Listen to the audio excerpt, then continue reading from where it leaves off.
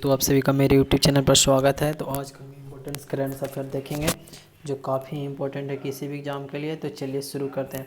तो पहला क्या है, अंडमान और निकोबार कमांड ने निकोबार ग्रुप ऑफ आइलैंड्स के टेरेसा आइसलैंड में 3 दिवसीय tri service combat exercise code नामक बुल स्ट्राइक का आयोजन किया।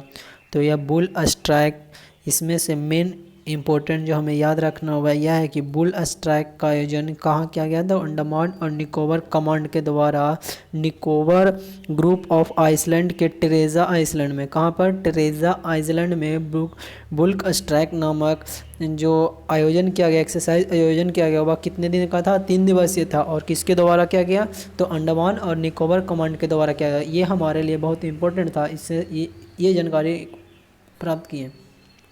तो चीफ ऑफ डिफेंस स्टाफ कौन है, वे जनरल बिपिन रावत। कौन है, जनरल बिपिन रावत। भारतीय सशस्त्र बलों के कमांडर इन चीफ कौन है, रामनाथ। भारतीय सशस्त्र बलों के कमांडर इन चीफ कौन होते, राष्ट्रपति यानी रामनाथ कोविंद। जो तीनों सेना का प्रमुख होते हैं हमारे राष्ट्रपति। अगला है जो ओडिशा के प्रायद्वीप। कौन है, ओडिशा के प्रायद्वीप तट पर 2 दिनों तक चलने वाले संयुक्त तटीय सुरक्षा अभ्यास सागर कवच आराम हुआ। यानी सागर कवच और जो अभ्यास आराम हुआ वह कहाँ पर, वो ओडिशा के प्रायद्वीप तट पर। ये इससे हम ये याद रखेंगे कि सागर कवच कहाँ आराम हुआ, तो ओडिशा के प्रायद्वीप तट पर। कितने दिनों तक, 2 दिनों तक। तो नौसेना प्रमुख इसमें शामिल थे, तो एडमिरल करमबीर सिंह। जो नौसेना प्रमुख कौन है, एडमिरल करमबीर सिंह। कौन है, एडमिरल करमबीर सिंह। तो नौसेना प्रमुख देख लिए। अगला प्रश्न की देखते हैं, राष्ट्रीय कैंसर जागरूकता दिवस 2020 हर साल कब मनाया जाता है, तो 7 नवंबर को राष्ट्रीय नेशनल कैंसर और डे मनाया जाता है। तो इसमें 7 नवंबर को मनाया जाता है। तो पहली बार जो मनाया गया था 2014 में केंद्रीय स्वास्थ्य मंत्री डॉक्टर हर्षवर्धन द्वारा घोषणा के बाद मनाया गया था। यह दिन वैज्ञानिक मैरी क्यूरी यानी मैरी क्यूरी की जयंती के दिन है, जो भौतिक में 1909 में नोबेल पुरस्कार विजेता हुए। तो इस प्रश्न हम यह सीखा कि जो कैंसर दिवस की घोषणा प्रथम बार कब हुई थी, 2014 में। जो उस समय कौन थे, केंद्रीय स्वास्थ्य मंत्री जो थे हर्षवर्धन सिंह ने घोषणा की थी। किन के उपलक्ष्य में यह केंद्रीय कैंसर दिवस मनाया जाता है, तो मैरी क्यूरी के जन्मदिन पर। और वह किस लिए, क्योंकि उसे भौतिक में 1903 में नोबेल पुरस्कार मिला था। तो विश्व कैंसर दिवस कब मनाया जाता है, 4 फरवरी को। लेकिन हमारे इंडिया में राष्ट्रीय कैंसर दिवस कब मनाया जाता है, 7 नवंबर को। विश्व कैंसर दिवस कब मनाया जाता है, तो 4 फरवरी को। देखें, बहुत बहुत इंपॉर्टेंट है। अगला प्रश्न, मणिपुर के ज्ञानेंद्रो निगम्बो बने हॉकी इंडिया के नए अध्यक्ष। कौन है, मणिपुर के ज्ञानेंद्रो निगम्बो बने हॉकी इंडिया के नए अध्यक्ष। जो अभी नए अध्यक्ष जो हॉकी इंडिया के अध्यक्ष में क्या हुआ, बदलाव आया। तो अभी जो हमारे हॉकी इंडिया के जो अध्यक्ष है वह कौन है, ज्ञानेंद्रो निगम्बो। वह कहाँ से आप बिलोंग करते हैं, मणिपुर से। तो पूर्व अध्यक्ष मोहम्मद मुस्तफ़ा अहमद बरीस उपाध्यक्ष पद पर नियुक्त होंगे। जो पहले जो अध्यक्ष थे मोहम्मद मुश्ताक अहमद बरीस, वह अब क्या हो गए जाएंगे, क्योंकि अध्यक्ष तो चुन लिए गए हैं, तो ये हो जाएंगे उपाध्यक्ष। यानी उपाध्यक्ष के कार्यभार संभालेंगे जो पहले जो अध्यक्ष थे। तो हॉकी इंडिया की स्थापना कब हुई थी, 20 मई 2009 को। कब हुई थी, 20 मई 2009 को। और इसका मुख्यालय कहाँ है, तो इसका मुख्यालय दिल्ली है।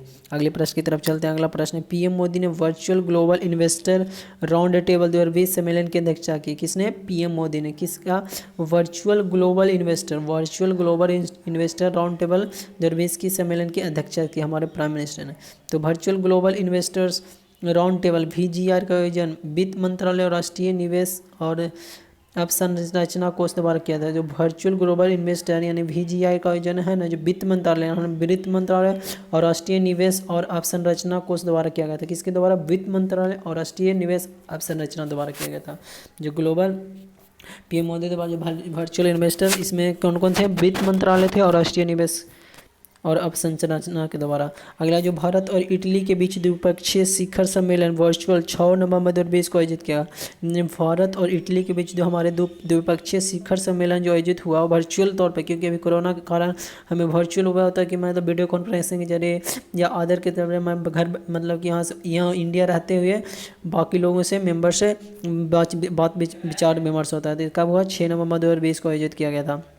तो इटली के राष्ट्रपति कौन है सर्जिया मटारलो। कौन है मटारलो? सर्जिया मटारलो। इटली के प्रधानमंत्री कौन है? ग्यूसेप कोंटे। कौन है? ग्यूसेप कोंटे। इटली की राजधानी कौन है? रोम। इटली की मुद्रा कौन है? यूरो है। तो इसमें से हम इतने सारे सीखे कि सर्जिया मटारलो कौन है? राष्ट्रपति है। ग्यूसेप कोंटे इटली के प्रधानमंत्री हैं।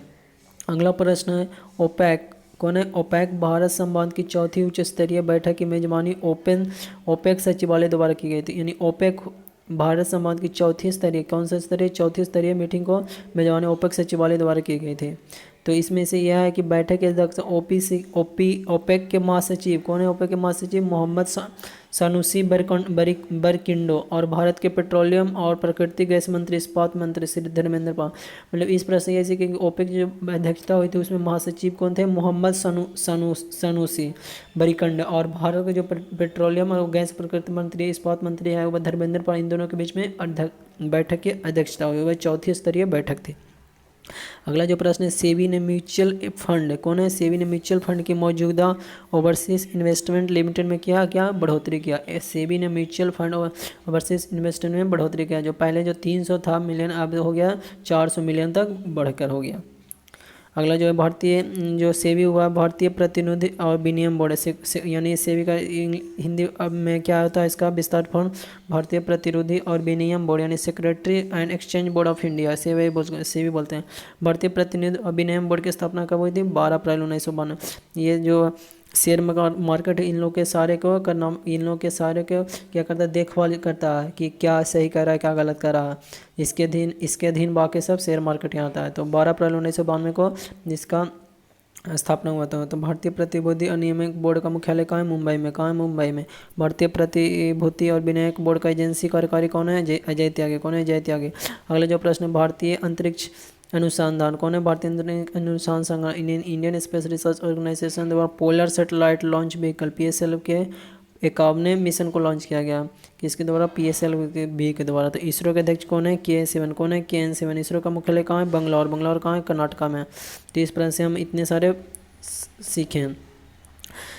तो अगला जो प्रश्न है हमारे लिए वह भारतीय विमानपोतक प्राधिकरण। कौन है? भारतीय विमानपोतक प्राधिकरण एयरपोर्ट अथॉरिटी ऑफ इंडिया जिसको बोलते हैं AAI यानी भारतीय विमानपत्तन प्राधिकरण इलेक्ट्रिक वाहनों के उपयोग को बढ़ावा देने के लिए AI द्वारा प्रबंधित और संचालित हवाई अड्डों पर सौर ऊर्जा संयंत्रों के स्थापित के लिए NTPC लिमिटेड की एक सहायक कंपनी NTP विद्युत व्यापार निगम के साथ समझौते ज्ञापन पर हस्ताक्षर किए।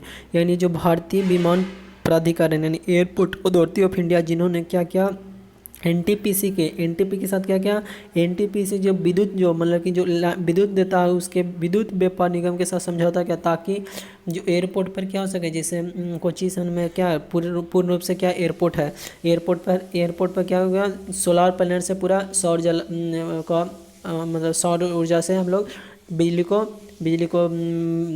को प्राप्त करते हैं। तो उसी तरह भारतीय विमान बोर्ड इसलिए समझौता तो किया है ताकि जितने स्टेशन एयरपोर्ट हैं उन सभी एयरपोर्टों को जो बिजली का जो खर्चा उठाएगा वह कौन का खर्चा उठाने के लिए पैसा खर्च हो जाता था। इसीलिए उसने क्या किया सोलार पैनल का इस्तेमाल बैठाने का निर्णय लिया। इसलिए उसके साथ समझौता किया NTPC के साथ।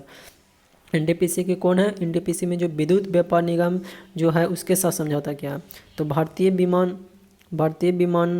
विमानपत्तन प्राधिकरण का मुख्यालय कहाँ है? नई दिल्ली। भारतीय विमानपत्तन प्राधिकरण की स्थापना कब हुई थी? 1 अप्रैल 1995 को। कब हुई थी? 1 अप्रैल 1995। भारतीय विमानपत्तन प्राधिकरण के अध्यक्ष कौन है? अरविंद सिंह। कौन है? अरविंद सिंह।